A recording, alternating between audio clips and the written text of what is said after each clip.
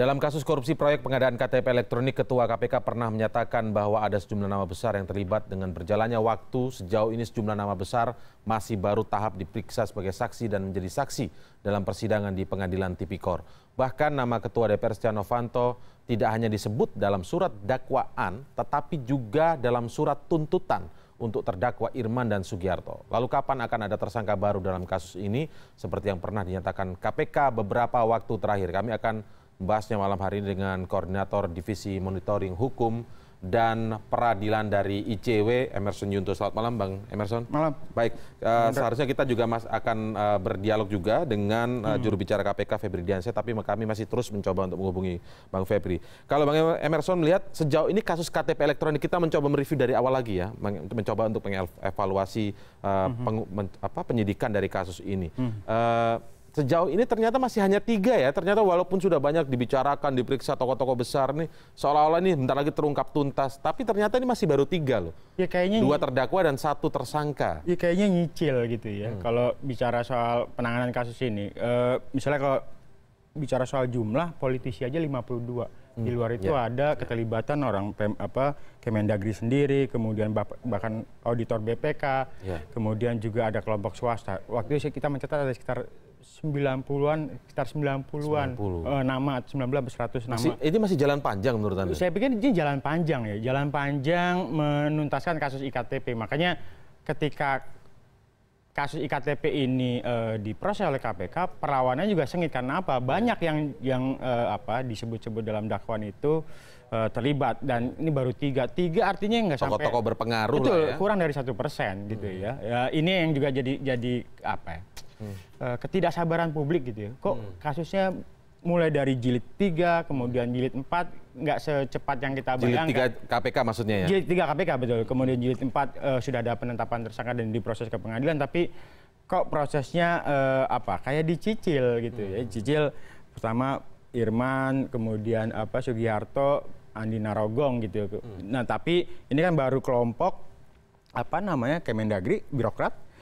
Kemudian swasta, DPR-nya yang namanya berderet begitu, itu nggak segera dilimpahkan ke proses tahapan penyidikan dengan penetapan tersangka. Kan kalaupun Miriam, kemudian ada 1 nama dari Partai Golkar, itu mungkin namanya disebut, tapi dia dijerat tidak hanya dengan IKTP, tapi menghalang-halangi atau memberikan keterangan palsu. Jadi itu pasal sampingannya begitu? Iya, pasal sampingan. Walaupun memang ini terkait juga dengan IKTP. Baik, kalau disebut tadi jalan panjang, ini jalan lebih tepatnya apa? Jalan panjangnya karena memang strategi agar berhati-hati agar tidak lolos, ataukah memang ada kendala politis? Kalau dilihat kan banyak sekali tokoh-tokoh politik di situ yang berpengaruh, yang terlibat di dalam. Ini kan kalau bicara hampir semua partai gitu ya, menerima manfaat negatif gitu ya, manfaat kok negatif, keuntungan dari proyek IKTP yang ya ngembatnya, kalau bahasa Jakarta ngembat atau ngambilnya 49% dari nilai proyek, luar biasa. Nah, kemudian juga kalau kita lihat di kasus ini kan ketika dakwaan kan bersama-samanya disebut tuh. Irman, Sugiharto bersama-sama dengan ada Setia Novanto, Najarudin, Anas, kemudian ada 2 dari pihak korporasi atau pihak swasta di situ. Yang baru dijerat KPK baru 3 paling tidak untuk yang terkait langsung. Nah, ini yang sebenarnya juga ada sisi politik barangkali. Itu juga tidak bisa dipungkiri. Setia Novanto ketua DPR. Dan kemudian ya beberapa nama lain anggota DPR itu kan pasti. Beberapa anggota DPR itu juga pernah jadi ketua umum partai politik, kemudian bendahara atau di badan anggaran. Jadi kantong-kantong uang partai itu disebut-sebut nama di proyek IKTP ini. Nah, kenapa juga lama? Ya itu juga jadi kritik kita kepada KPK. Jadi bayangin kita waktu gini. KPK itu sebaiknya tidak perlu menunggu putusan selesai dalam kasus Irman dan Sugiharto untuk menetapkan sebagai tersangka yang lain gitu ya. Bagi kita kalau memang KPK sudah punya bukti yang cukup kuat soal itu, ya tetapkan aja tersangka gitu, siapapun gitu.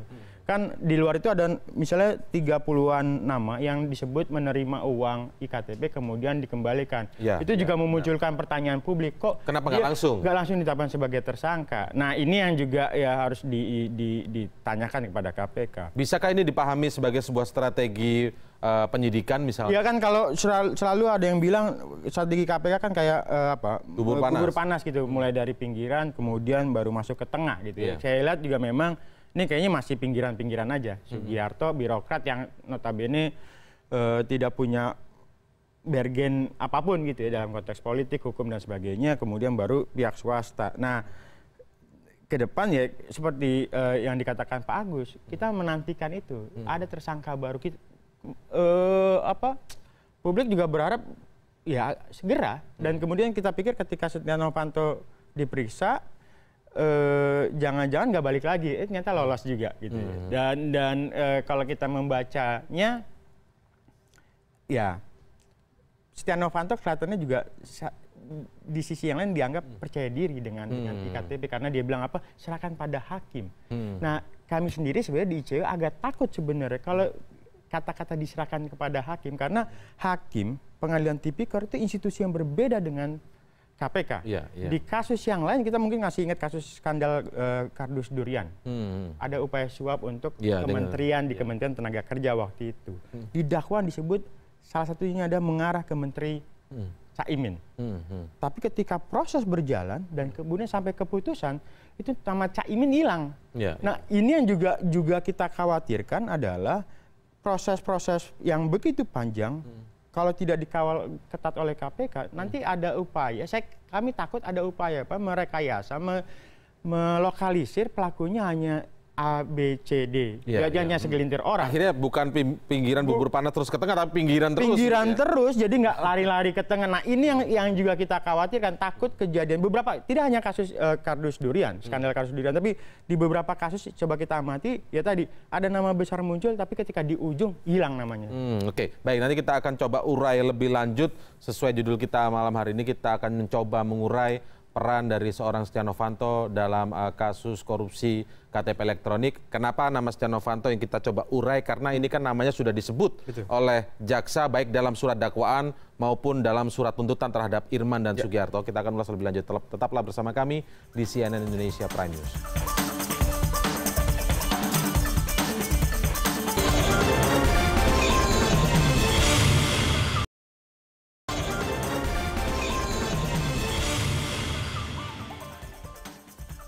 Baik, kita akan coba lihat bagaimana isi dari kutipan isi dari surat tuntutan yang sebelumnya dibacakan hakim dalam sidang pengadilan kasus korupsi KTP elektronik ini dengan terdakwa Irman dan Sugiharto. Nama Setia Novanto di situ juga ikut disebut begitu dalam surat tuntutan yang dibacakan oleh jaksa penuntut KPK. Kita akan coba lihat berikut ini.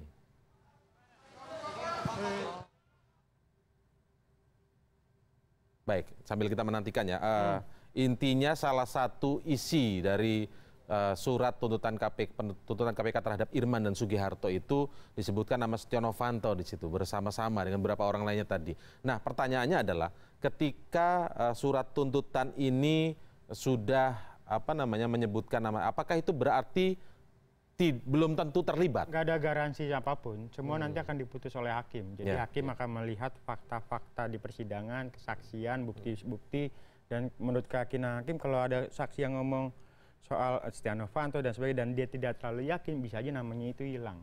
Nah, ini yang juga seperti yang saya dikatakan di awal, itu yang kekhawatiran kita. Jadi tadi Setia Novanto keluar begitu percaya diri, tidak ada wajah beban gitu ya, dan kemudian di beberapa kesempatan dia selalu bilang serahkan ini kepada hakim pengadilan.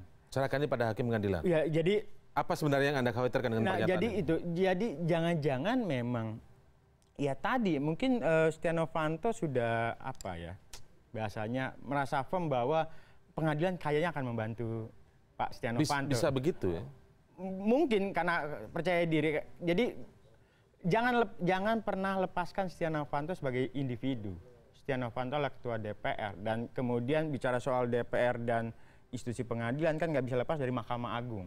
Nah, ada satu regulasi yang itu masuk dalam program legislasi nasional. Kita sebut rancangan undang-undang jabatan hakim. Di situ bicara soal kewenangan komisi yudisial, di situ bicara soal juga soal masa pensiun hakim agung yang sekarang 67 mau tinggal dinaikin mau 67, 65 atau 70 tahun. Kekhawatirannya ada barter ini maksudnya. Kita takut ada barter di situ. Jadi apa ya? Ya tidak bisa dipungkiri pengadilan tidak bisa lepas dari intervensi gitu. Intervensi judicial corruption karena memang faktanya banyak nih hakim-hakim yang ditangkap oleh KPK atau terjerat dalam kasus praktek suap penyuap. Di luar praktek suap penyuap kan yang nggak bisa dipungkiri ada semacam hierarkis atau tanda kutip komando hakim, kemudian pejabat pengadilan maupun juga Mahkamah Agung barangkali. Jadi ketika ada permintaan mungkin hakim itu tidak terima uang suap, tapi ketika ada permintaan dari atasan, permintaan dari pejabat di Mahkamah Agung, mungkin ibarat komando jadinya. Komando, walaupun memang kita nggak tahu ini kan menduga-duga ya. Jadi perkataan Setia Novanto bahwa serahkan pada hakim ini harus dibaca secara hati-hati. Biasanya tidak begitu ya, serahkan pada hukum mungkin maksudnya. Pada hukum iya, tapi pada hakim itu beda.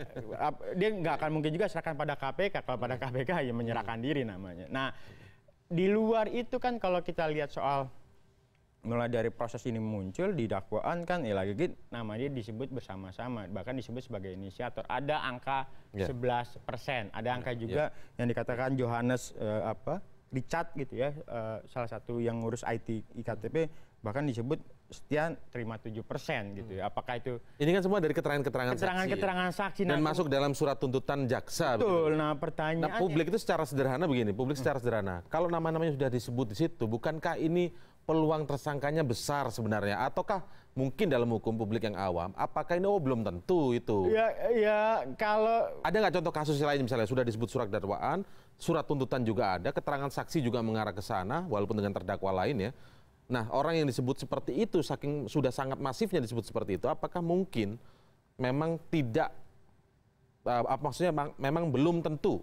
Ya, ada beberapa kasus tadi seperti yang saya katakan, skandal Kardus Durian, suap di kementerian itu ternyata hanya berhasil menjerat pelaku dari swasta dan pejabat menengah di kementerian. Itu bahkan sudah disebut dalam dakwaan dan tuntutan. Dakwaan dan tuntutan, tapi tidak paling tidak dakwaan. Di tuntutan, kenapa tuntutan tidak muncul? Karena kami membacanya ada gejala begini. Ini yang juga takut juga muncul di IKTP. Ada pihak-pihak tertentu yang pasang badan. Jadi kenapa pasang badan begini? Kalau dari tren vonis korupsi yang ICW amati kan vonisnya cuma 2 tahun 2 bulan, Bos. Iya. Kalau di beberapa kasus korupsi ya ini mungkin di KPK mungkin tambah 2 kali, paling tidak 5 tahun.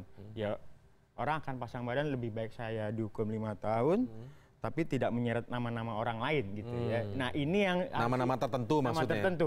Nah ini yang harus dibaca oleh KPK gitu. Makanya dia tepat misalnya menetapkan Miriam sebagai tersangka. Ada satu politisi dari Partai Golkar yang juga tepat sebagai tersangka. Karena kayaknya melihat gejala ada upaya untuk melokalisir tuh pihak-pihak tertentu. Jadi hanya 1-2 segelintir orang. Karena apa? Jadi ada orang yang rela berkorban meskipun namanya disebut begitu ya. Tapi dia rela berkorban. Oh, itu keterangan tidak benar. Betul. Biar berhenti di dirinya saja. Betul. Bahwa hanya saya saja yang terima. Pasang badan. Ya, artinya begitu. Jadi dan kalau dia sudah di kesaksian itu pasang badan, itu kan tidak akan memperkuat di proses, artinya di putusan hakim nantinya, loh saksi ini nggak pernah mengatakan keterlibatan si A kok, jadi nggak bisa juga dia hakim paksakan. Nah itu akhirnya membuat beban KPK mencari bukti-bukti yang lain itu menjadi lebih berat. Nah kalau bicara soal potensi tersangka, hampir semua nama yang disebut potensi tersangka, tapi apalagi dia ngembaliin uang tadi itu ya. Betul, mengambil. Tapi yang harus juga dicermati adalah begini, Setia Novanto pernah dicekal, Bos, oleh KPK, dan dari pengamatan ICW dari sekian banyak orang-orang yang dicekal KPK itu 60-70% itu berpotensi jadi tersangka. Selebihnya semua tergantung dari proses di pengadilan atau kecukupan soal bukti. Nah KPK mungkin beda dengan institusi lain, kepolisian, kejaksaan. Dia begitu firm. Kalau sudah tersangka ya. Artinya menetapkan seorang saksi jadi tersangka. Artinya apa? Buktinya paling tidak 3 atau 4 alat bukti. Dia harus kuat. Karena KPK itu kan nggak boleh SP3.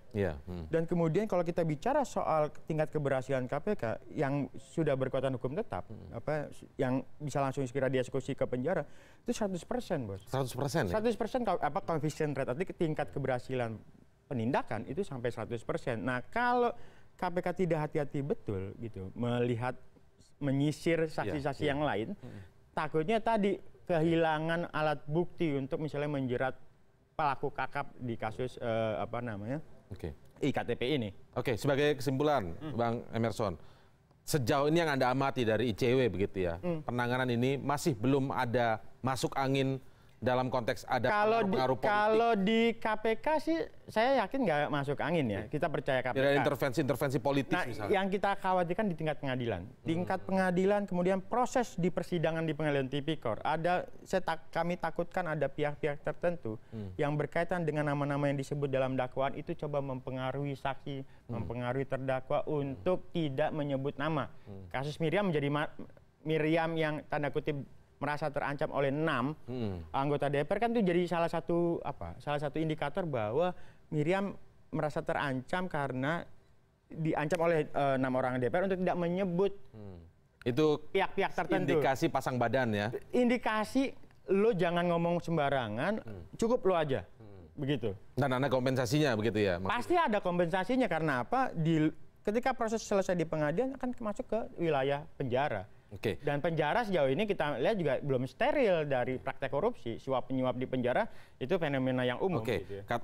Terakhir lagi, tambah lagi nih. Ya. Katakanlah ketika kemudian yang dikhawatirkan masuk angin adalah di proses peradilannya. Proses peradilannya begitu ya.